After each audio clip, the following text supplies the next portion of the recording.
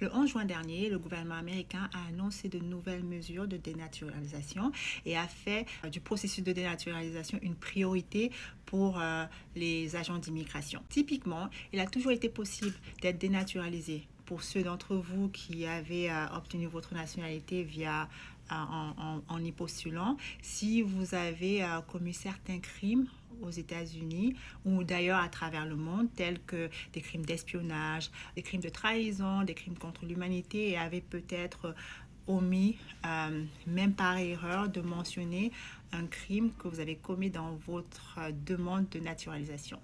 La particularité de la nouvelle réglementation est que maintenant certaines fraudes ils sont inclus également dans les crimes qui peuvent vous donner le droit à la naturalisation, notamment pour ceux qui auraient obtenu des prêts qui avaient été octroyés sous Covid et qui l'avaient fait de manière frauduleuse. S'il s'avère que le gouvernement se rend compte que vous avez fait un tel prêt, vous avez obtenu un tel prêt, vous pouvez être dénaturalisé.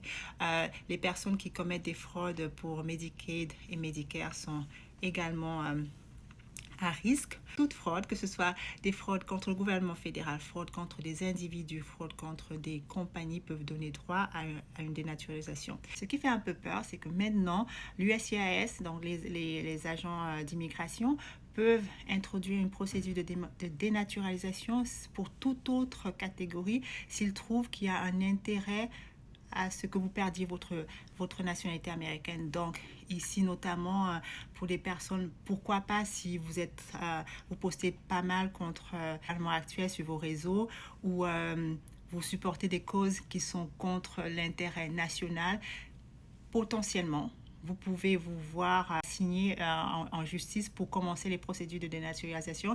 Et ça, jusqu'à présent, ce n'était pas du tout le cas. Donc, faites attention, comme je le dis toujours, à ce que vous postez en ligne et dans la mesure du possible, essayez de ne pas avoir de problème. Bonne journée.